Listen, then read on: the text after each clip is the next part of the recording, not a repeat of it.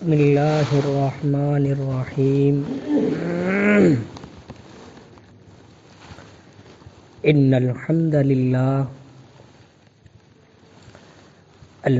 للہ رب العالمین والعاقبۃ للمتقین والصلاة والسلام علی سید الانبیاء والمرسلین وعلى آلہ وأصحابہ وأزواجہ وذریاتہ اجمعین اما بعد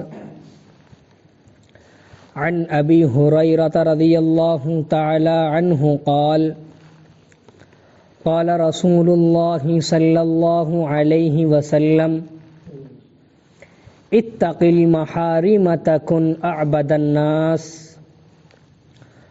وارض بما قسم اللہ لک تکن اغنى الناس واحسن الى جارک تکن مؤمنا واحب للناس ما تحب لنفسک تکن مسلما ولا تکثر الضحک فإن کثرة الضحک تمیت القلب او کما قال علیہ الصلاۃ والتسلیم صدق اللہ العظیم وصدق رسولہ النبی الکریم ونحن علی ذلک من الشاہدین والشاکرین والحمد للہ رب العالمین۔ واجب الاحترام ساتھیوں، بزرگوں، نوجوانوں اور معصوم بچوں، اس وقتوں میں مجھے اور آپ کو کہیں نظریں دوڑانے کی ضرورت نہیں، خاص طور سے اپنے وطن عزیز پر جو کچھ ہو رہا ہے میرے اور آپ کے سامنے ہے۔ او اللہ کے نیک بندو، اس وقت میں بھی جب کبھی میرے اور آپ کے آقا محمد عربی صلی اللہ علیہ وسلم صحابہ اکرام کو دیکھتے کہ یہ کہیں فتنوں کے اندر مبتلا نہ ہو جائیں، میرے اور آپ کے آقا اپنے صحابہ کو اکٹھا فرماتے اور پھر میرے اور آپ کے آقا کے بعد یہ ذمہ داری صحابہ نے اٹھائی کہ بڑے جو بھی اس وقت میں خلیفہ ہوا کرتا تھا وہ تمام صحابہ کو اکٹھا کرتا اور ان فتنوں کے بارے میں انہیں بتلاتا۔ پھر ان صحابہ اکرام کے بعد تابعین، پھر تابعین اس دنیا میں آئے، پھر اب ان کا دور، ان کا سلسلہ تو ختم ہو گیا۔ او اللہ کے نیک بندو، پھر اب میرے اور آپ کے علماء، میرے اور آپ کے سر کے تاجوں کا دور شروع ہو گیا، اور پھر اسی طرح سے میرے اور آپ کے علماء مجھے اور آپ کو ایک جگہ جوڑتے اور مجھے اور آپ کو ان فتنوں کے بارے میں سمجھاتے ہیں۔ او اللہ کے نیک بندو، جب علماء نے یہ دیکھا کہ تمام کے تمام ساتھی مدرسوں کے اندر تو نہیں آ سکتے، پھر انہوں نے خانقاہی نظام کو شروع کیا۔ پھر جب دیکھا خانقاہ کے اندر بھی تمام ساتھی نہیں پہنچ پا رہے، پھر علماء نے دعوت و تبلیغ کا کام شروع کیا۔ او اللہ کے نیک بندو، یہ علماء کہاں تک اپنی ذمہ داری کو نبھا رہے ہیں یہ میرے اور آپ کے سامنے ہیں، لیکن میں اور آپ ذرا اپنے دل پر جھانک کر کے دیکھیں کہ میں اور آپ ان علماءوں کو کس حد درجے محبت کرتے ہیں، میں اور آپ ان علماء کو کیا مقام دیتے ہیں۔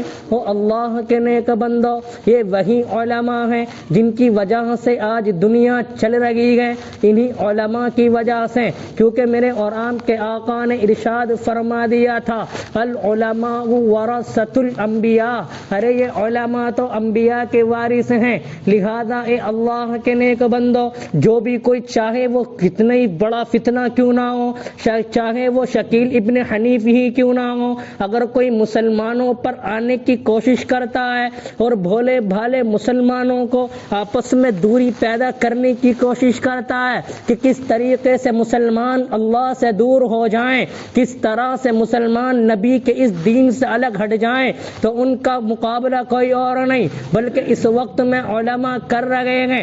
ایک اور فتنہ کھڑا ہو کر کے آ رہا ہے، وہ کہیں تو اپنے آپ کو کہتا ہے ارے مجھے اسی طرح سے مجھے اپنا خلیفہ مان لیا جائے، اسی طرح سے مجھے اپنا بڑا مان لیا جائے۔ تو اللہ کے نیک بندو، ابھی کچھ سالوں پہلے شکیل ابن حنیف کا فتنہ میرے اور آپ کے سامنے سے گزرا، مجھے اور آپ کو تو خبر بھی نہیں ہوتی، میں اور آپ تو خواب غفلت کے اندر سوتے رہتے ہیں۔ ان سے مقابلہ کرنے والے کوئی اور نہیں بلکہ راتوں کو اٹھ کر کے مشورہ کرنے والے کوئی اور نہیں، یہی میرے اور آپ کے علماء ہیں جو مجھ تک اور آپ تک مصیبت آنے سے پہلے اس سے مقابلہ کرتے ہیں اور اس فتنہ کو چکنا چور کر دیتے ہیں۔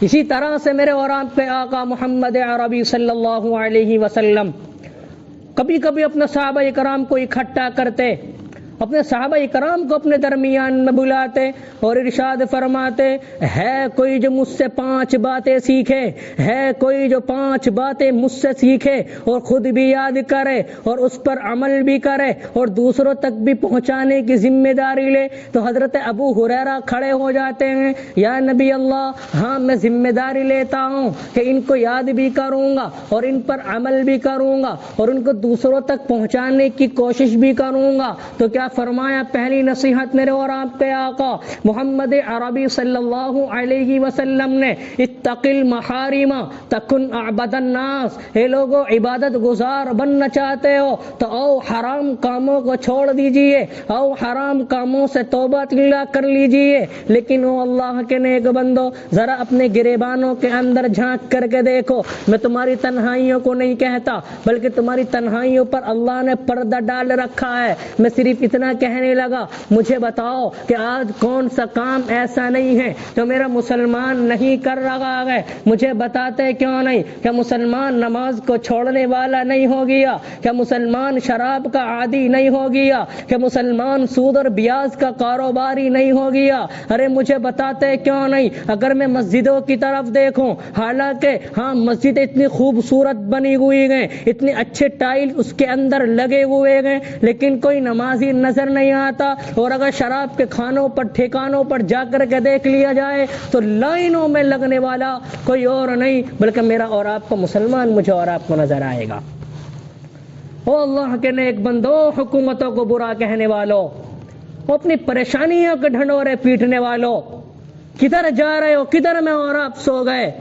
بلکہ میرے اور آپ کے آقا تو کہتے ہیں، او لوگوں سن لو، اگر تم اس دنیا کے اندر یہ چاہتے ہو یہ پریشانیاں میرے اور آپ کے اوپر سے ختم ہو جائیں تو اپنے آپ کو اللہ کے حوالے کر دیا جائے۔ یہ جو میرے اور آپ کے اوپر پریشانیاں، میرے اور آپ کے اوپر مصیبتیں آ رہی ہیں، یہ میری اور آپ کی ہاتھوں کی کمائی ہے۔ میرا اور آپ کا اللہ تو قرآن مقدس کے اندر کہتا ہے، وَمَا أَصَابَكُم مِّن مُّصِيبَةٍ، ارے جو تمہارے اوپر مصیبتیں آتی ہیں یہ تمہارے ہاتھوں کی کمائی ہوتی ہے۔ لہٰذا اللہ کے نیک بندو، مجھے بتاؤ آج کون سا عمل ایسا ہے جو مسلمان اللہ کو راضی کرنے کے لیے کر رہا ہے؟ ارے مجھے بتاتے کیوں نہیں کہ مسلمان اس وقتوں میں حالات کو دیکھ کر کے کہ 5 وقت کا نمازی ہو گیا، کہ مسلمان حالات کو دیکھ کر کے اللہ کے سامنے رجوع کرنے والا ہو گیا۔ حالانکہ اگر میں ادھر دیکھوں، اگر آپ کہیں گے ارے صحابہ اکرام کی بات کرنے لگا، ارے میں صحابہ اکرام کی بات نہیں، اور اس زمانے کے اندر بھی ایسے لوگ موجود ہیں جو ذرا سی پریشانیوں کو دیکھ کر کے فوراً اللہ کی طرف دوڑتے ہیں، فوراً اللہ کی طرف رجوع کرتے ہیں۔ وہ کوئی اور نہیں، وہ میرے اور آپ کے فلسطینی بھائی ہیں۔ لہذا اللہ کے نیک بندو، ویسے ہی نہیں اتنی سپر پاور سے وہ ٹکرا رہے ہیں، وہ صحابہ اکرام جیسی زندگی گزار کر کے مجھے اور آپ کو دکھلا رہے ہیں۔ او اللہ کے نیک بندو، ابھی ایک فتویٰ میرے اور آپ کے آنکھوں سے گزرا ہوگا، ایک آدمی اپنے مفتی اعظم سے معلوم کر رہا ہے، مفتی صاحب مجھے ایک فتوے کا جواب دے دیجئے۔ ارے بتاؤ کون سا فتو پہلی سطر لکھتا ہے مفتی صاحب میرے پاس پانی موجود ہے لیکن میں وضو نہیں کر سکتا، کہ میں تیمم کر کے نماز پڑھ سکتا ہوں؟ مفتی صاحب مجھے اجازت دیجیے کہ میں مسجد کے اندر جوتے پہن کر کے جا سکتا ہوں؟ ہاں مفتی صاحب کھڑے ہو گئے اور کہنے لگے وہ اللہ کے نیک بندے تیری وجہ کیا ہے، تو اس وجہ سے معلوم کیوں کر رہا ہے؟ تو وہ کہنے لگا مفتی صاحب میرے پاس پانی صرف اتنا موجود ہے، یا تو میں اس سے وضو کر سکتا ہوں یا پی کر کے اپنی پیاس کو بجھا سکتا ہوں۔ ارے اللہ کے نیک بندے پھر تو جوتے اتارنا کیوں نہیں چاہتا؟ فرمایا مفتی صاحب میرے پیر اس طرح زخمی ہو گئے، میرے پیروں کے تلوے میرے جوتوں کے تلووں سے چمٹے ہوئے ہیں، اگر میں ایک مرتبہ جوتے نکالتا ہوں تو خون کی بوچھار نکلتی ہے اور پھر میں کبھی دوبارہ جوتے نہیں پہن سکتا، اور اللہ کا حکم آ جائے میں نماز بھی نہیں چھوڑ سکتا۔ مفتی صاحب نے اپنی آنکھوں سے فتوے کو لگایا اور بار بار چوما، رونے لگے، کہنے لگے جاؤ جس طرح تم نماز پڑھ سکتے ہو پڑھو، میرا اللہ تمہاری ہر نماز کو قبول کرے گا۔ لیکن آج میرا اور آپ کا کیا حال ہو گیا؟ ذرا سی پریشانی کو دیکھا نماز غائب کر دی گئی، حالانکہ اگر میں اور عبادتوں کو دیکھوں تو میرے اللہ نے اس کے اندر ڈھیل رکھ رکھی ہے۔ اگر اسی طرح سے میں اور آپ حج کو لے کر کے آ جائیں، اگر تو مالدار ہے تو کر لے، اگر نہیں ہے تو چھوڑ دے۔ اسی طرح رمضان کے روزے ہیں، اگر تیرے اندر ہمت ہے تو رکھ لے، نہیں ہے تو بعد میں رکھ لے، نہیں رکھ سکتا تو فدیہ دے دے۔ اسی طرح سے زکوٰۃ ہے، اگر تیرے پاس میں مال ہے تو دے دے، نہیں ہے تو چھوڑ دے، کوئی گناہ نہیں۔ لیکن جب نماز کی باری آتی ہے تو کیا فرماتے میرے اور آپ کے آقا بھی اور صحابہ اور علماء کرام بھی، اگر تو سفر کے اندر چلا جائے تو نماز معاف نہیں، نماز پھر بھی پڑھنی پڑے گی۔ اگر تو حضر کے اندر چلا جائے نماز معاف نہیں، نماز پھر بھی پڑھنی پڑے گی، یہاں تک کہ تو اتنا سخت شدید بیمار ہو جائے کہ تو آنکھوں کے اشاروں سے پڑھ سکتا ہے تو آنکھوں کے اشارے سے پڑھ، نماز معاف نہیں۔ اور اسی طرح سے اگر تو دشمنوں کے ہتھیاروں کے سایوں کے نیچے بھی آ جائے نماز معاف نہیں، نماز پڑھنی پڑے گی۔ لہذا اللہ کے نیک بندو مجھے بتاؤ آج کون سا حرام کام مسلمانوں سے بچا ہوا ہے؟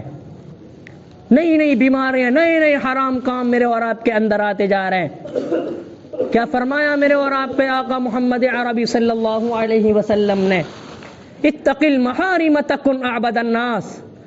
اگر تم عبادت گزار بننا چاہتے ہو تو حرام کاموں کو چھوڑ دیجئے۔ پھر دوسری نصیحت فرمائی وَأَرْضَ بِمَا قَسَمَ اللَّهُ لَكَ تَكُنْ أَغْنَى النَّاسِ۔ جتنا بھی اللہ نے تجھے دیا ہے ہاں تو اس پر راضی ہو جا، تو دنیا کا سب سے بڑا مالدار ہو جائے گا۔ اسی طرح سے فرمایا اگر تو مسلمان ہونا چاہتا ہے، اگر تو مومن بننا چاہتا ہے تو اپنے پڑوسیوں کے ساتھ میں حسن سلوک کر، تو سب سے بڑا مسلمان اس دنیا کا ہو جائے گا۔ اسی طرح سے فرمایا جو اپنے لیے پسند کرتا ہے وہ اپنے بھائی کے لیے پسند کر تو مسلمان ہو جائے گا۔ اور پھر فرمایا میرے اور آپ کے آقا محمد عربی صلی اللہ علیہ وسلم نے کم ہنسا کرو، کم ہنسا کرو، زیادہ ہنسنا دل کو مردہ کر دیتا ہے۔ او اللہ کے نیک بندو، اسی وجہ سے میرے اور آپ کے دلوں کے اوپر کوئی نیک بات اثر کرنے کو تیار نہیں۔ اسی طرح سے اللہ کے نیک بندو، اگر میرے اور آپ کے علماء مجھے اور آپ کو کچھ بات بتائیں تو میرے اور آپ کے دلوں پر اسی وجہ سے کچھ اثر نہیں کرتی۔ کیوں؟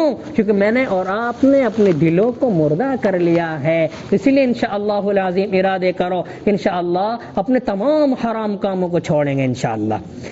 جتنا بھی اللہ نے مجھے اور آپ کو دیا ہے اسی پر اللہ کا شکریہ ادا کریں گے انشاءاللہ۔ اپنے پڑوسیوں کے ساتھ میں حسن سلوک کریں گے انشاءاللہ، اور اسی طرح سے اپنے لیے وہی پسند کریں جو اپنے بھائی کے لیے پسند کرتے ہیں، اور اپنے بھائی کے لیے وہی پسند کریں جو اپنے لیے پسند کرتے ہیں۔ انشاءاللہ مسلمان ہو جاؤ گے۔ کم ہنسا کرو، زیادہ رویا کرو، میرے اللہ کو یہ پسند ہے۔ اللہ ہم سب کو عمل کرنے کی توفیق دے دے، آمین۔ وآخر دعواہم ان الحمدللہ۔